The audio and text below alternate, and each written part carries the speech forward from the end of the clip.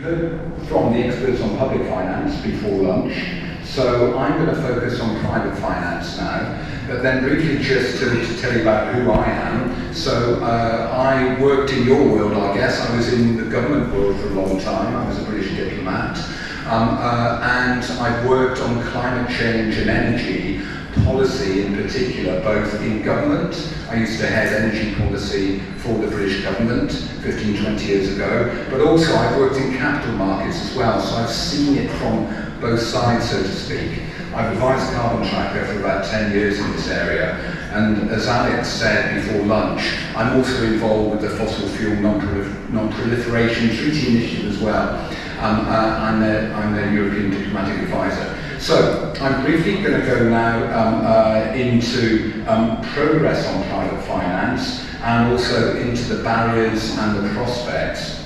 But before we go into that, I thought it would be helpful to give you our starting point really for all of this, the platform as it were, and this being Article 2.1.c of the Paris Climate Agreement from 2015.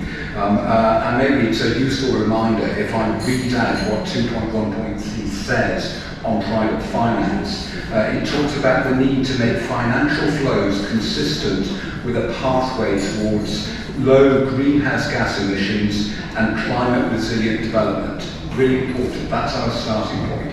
So, if I'm looking at the progress on private finance, and in the context relating to your inquiry about what are the steps in terms of transitioning away from investing in fossil fuels, also what we heard about in the global stocktake as well, of course, in Dubai. I mean, there's 3 points I'm going to make briefly here. One is that we are seeing some progress.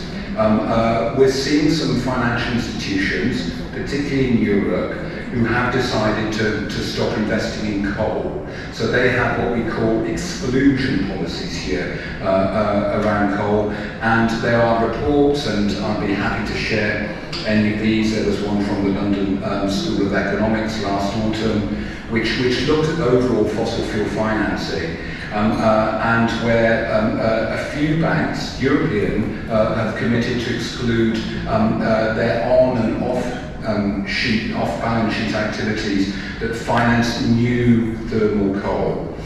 But what that report also showed, and this is my second point, is that none of the banks have admitted to a more ambitious policy, exclusion policy, on either on coal financing, but also on fossil fuel financing more generally. And the work that we do at Carbon Tracker, we see still this ongoing lack of ambition as far as the financial institutions are concerned on oil, gas and coal financing. I can give you 2 very quick examples on this.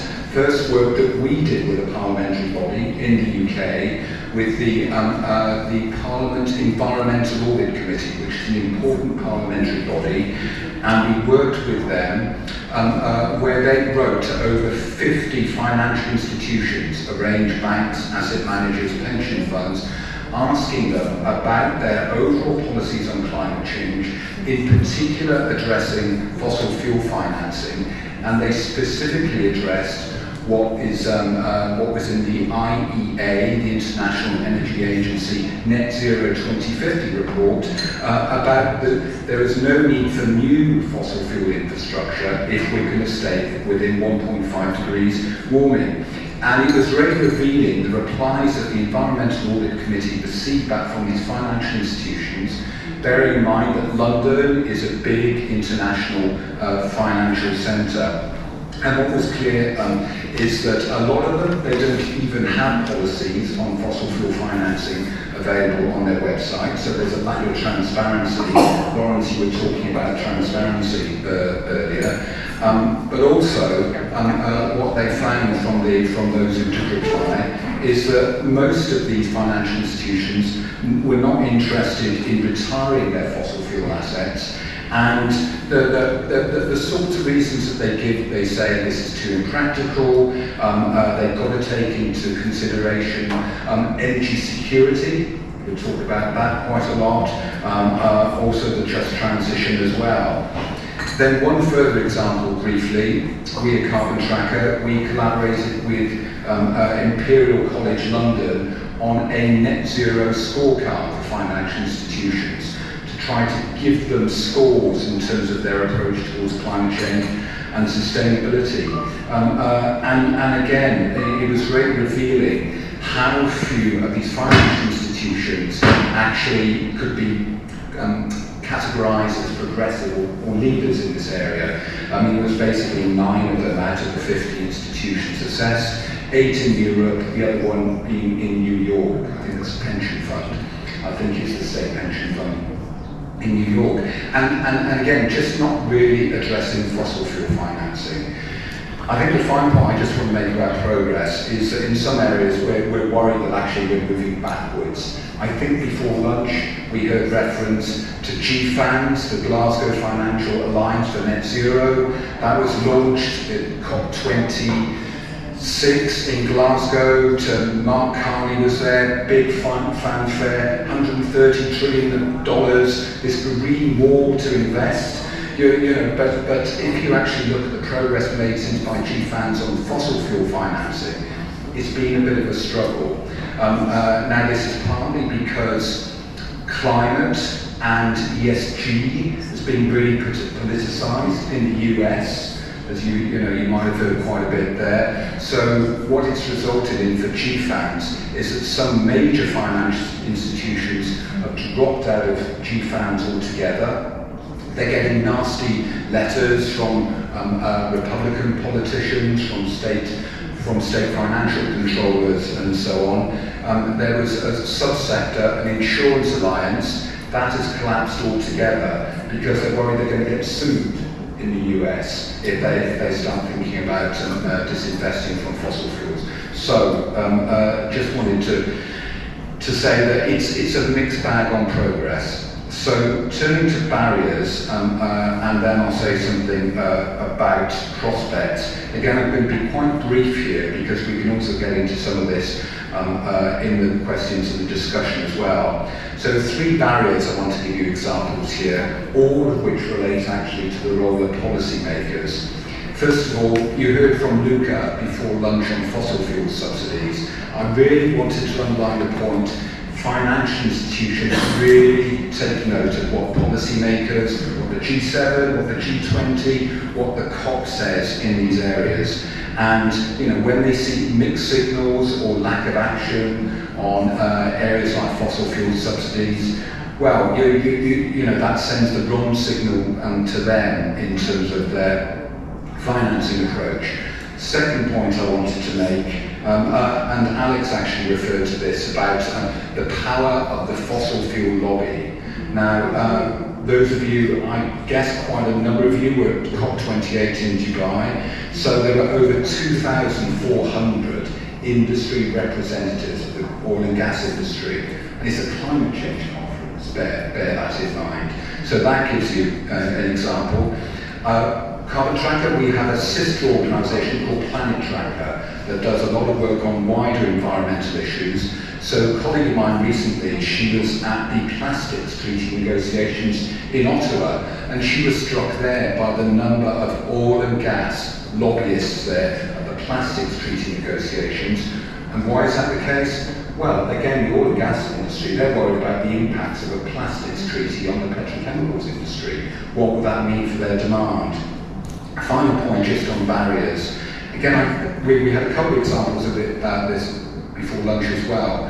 Right, we might see action or targets being set by the climate and energy ministries, but also think equally, if we're talking about private finance, private or public finance, what are the ministries of finance doing? What are the financial regulators doing? In other words, my point here is that it requires a whole of government cross-cutting, coordinated approach by governments on this. It cannot be left just up to the climate and energy policymakers. And I'll just give you one example there of work that we're doing right now to single out as well the role of central banks on climate risk and also the approach towards fossil fuel financing as well. So the central banks, they do a lot of modelling around climate change and climate change scenarios, and their modelling and their analysis is used a lot as a basis for advice to pension funds on the approach that they take towards climate change and on fossil fuels. And work that we're doing a lot of this at Carbon Tracker right now, working with partners in the UK and in Europe. And what we're seeing is that the climate models of the central banks, many of them operate under the NGFS, if you're familiar with that, the Network for Greening the Financial System. The models that they use are not sufficiently up to speed with the climate science. You know, they're not taking into account issues like tipping points. Are they taking into account policy, technological factors? So those are some barriers. Just on prospects, briefly, 3 examples I'll give to you here. So within the COP negotiations at the moment, as I'm sure you know, the 2 big priorities, one are the NDCs and the other is finance, international climate finance.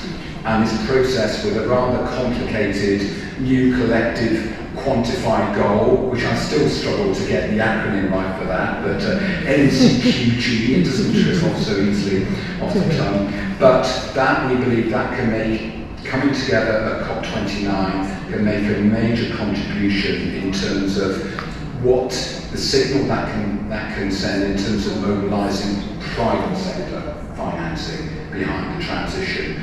Because we believe that the lion's share financing for the transition, the trillions that you talked about, I mean, it's going to have to come from private finance. The public finance has a role to mobilise, but most is going to come from private finance. So the NCQG process is important. NDCs, we're hearing a bit now, I think we hear this quite a bit from the UNFCCC, from Simon Steele, Executive Director of UNFCCC, within NDCs to have a finance or an investment plan. That's important, we think, again, in terms of sending a signal to the private sector.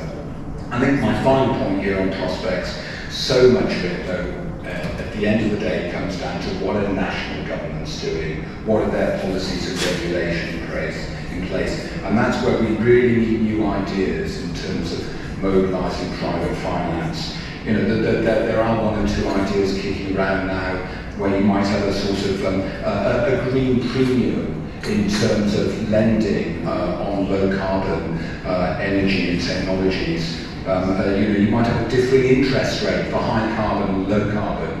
Even President Macron's been talking about that. That's the sort of thinking that I think we need to sort of, you know, take you back to our starting point if we're really going to be addressing properly Article 2.1.c, you know, moving from high carbon to low carbon. Anyway, I hope that's been of interest and happy to join the questions and discussion later on.